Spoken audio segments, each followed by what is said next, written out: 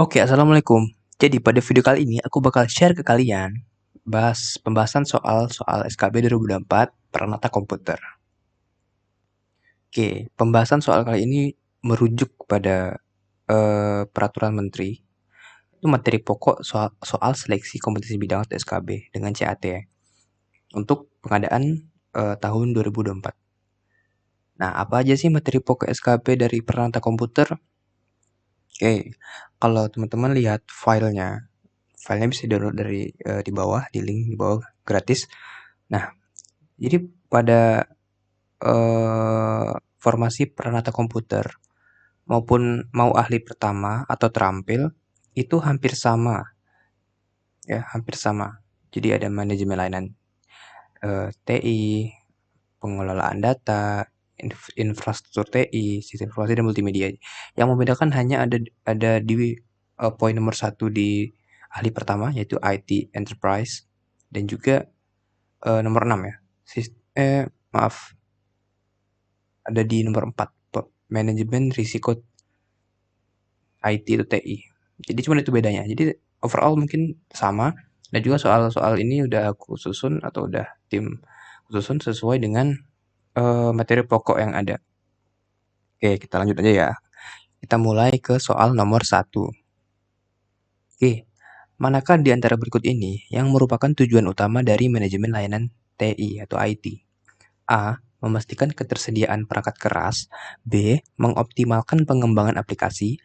C. Mengatur anggaran TI perusahaan. D. Memastikan layanan TI mendukung kebutuhan bisnis. E. Menjaga hubungan dengan vendor perangkat lunak.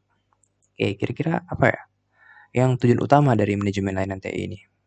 Oke, boleh dijawab dulu. Oke, jadi nomor 1 jawabannya yaitu D. Memastikan layanan TI mendukung kebutuhan bisnis. Nah, kok malah bisnis ya? Jadi, manajemen layanan TI berfokus pada memastikan bahwa layanan TI mendukung kebutuhan bisnis dan memenuhi harapan pengguna sesuai kesepakatan layanan yang telah disetujui. Jadi memang memenuhi ini ya, kesepakatan ya. Kesepakatan ini di bisnis gitu, untuk kebutuhan bisnis. Oke, kita lanjut soal nomor 2. Dalam konteks pengelolaan data, istilah yang digunakan untuk menggambarkan proses memastikan bahwa data akurat, konsisten, dan dapat dipercaya adalah A. Data mining. B. Data cleansing. C. Data warehousing. D. Data encryption. E. Data archiving. Oke. Jadi istilah yang digunakan ya untuk menggambarkan proses bahwa data itu akurat, konsisten, dan dapat dipercaya. Oke, mungkin ya kayak ada istilah-istilah bahasa Inggris ya, teman-teman pasti udah mengerti lah. Oke, kira-kira jawabannya apa? Oke, jawabannya B. Data cleansing. Jadi data cleansing itu adalah proses membersihkan data dari kesalahan atau duplikasi sehingga data menjadi lebih akurat, konsisten, dan dapat dipercaya untuk analisis atau pemrosesan.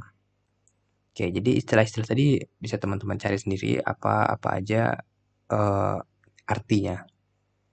Oke, jadi soal nomor 2 jawabannya B ya teman-teman. Oke, kita lanjut ke soal nomor 3. Soal nomor 3.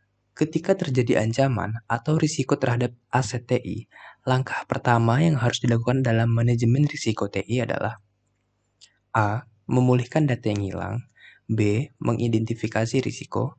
C. Mengimplementasikan solusi keamanan. D. Membuat laporan insiden. E. Mengganti perangkat keras yang rusak. Oke, kira-kira apa sih langkah pertama apa yang dilakukan? Oke, langkah pertama ya. Oke, jawabannya B. Mengidentifikasi risiko.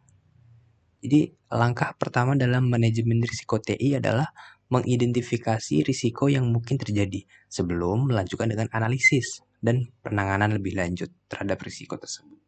Oke, jadi langkah pertama itu diidentifikasi sebelum kita melanjutkan ke analisis dan juga penanganan ya teman-teman. Oke, paham ya teman-teman? Jadi soal nomor 3 jawabannya yang B. Kita lanjut ke soal selanjutnya. Soal nomor 4.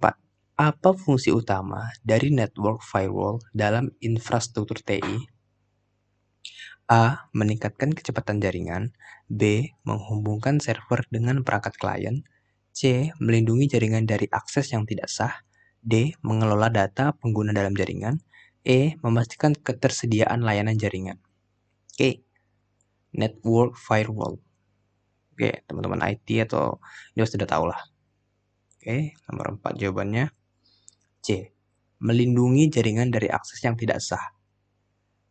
Jadi network firewall ini adalah perangkat keamanan yang melindungi jaringan dari akses yang tidak sah dan potensi serangan eksternal. Oke, untuk mengingatnya kita ingat aja firewall kayak ada dinding gitu, ada penghalang. Jadi kayak melindungi ya di balik dinding itu dari firewall. Oke. Oke, teman-teman, jadi paham ya soal nomor 4 jawabannya yang C. Ya, kita lanjut ke soal nomor 5. Oke, dalam pengembangan sistem informasi, teknik untuk menggambarkan alur informasi dari satu bagian sistem ke bagian lainnya disebut. Oke, teknik ya. Oke, A. Data mining. B. Data flow diagram. C. Entity relationship diagram. D. Use case diagram. E. System flow chart. Oke, kira jawabannya apa teman-teman? Bisa tulis di bawah atau ya dalam hati kira-kira apa? Kalau dijawab kita lihat jawabannya apa, nomor 5. Jawabannya B, data flow diagram. Jadi data flow diagram, atau kalau disingkat DFD, digunakan untuk menggambarkan aliran data di dalam sistem dan bagaimana data tersebut diproses pada setiap tahapan. Ya. Jadi soal nomor 5 jawabannya yang B. Oke, untuk soal nomor 6 dan juga seterusnya sampai soal nomor 100, teman-teman bisa cek link di deskripsi untuk melanjutkan soal-soal barusan.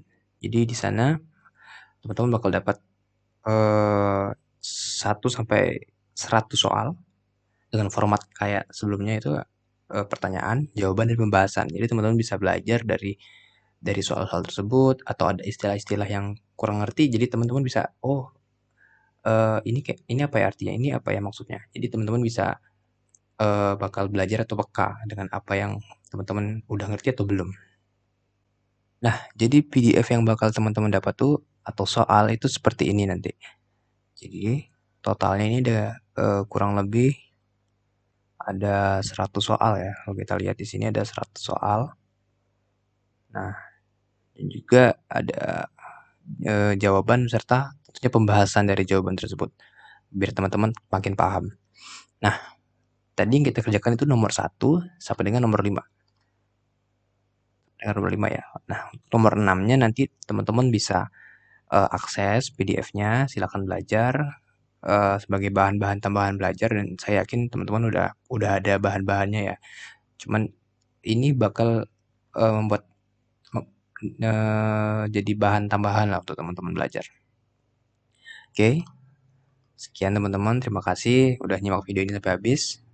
Semoga bisa bermanfaat. Terus semangat terus belajarnya, semoga bisa dapat hasil terbaik. Oke, terima kasih.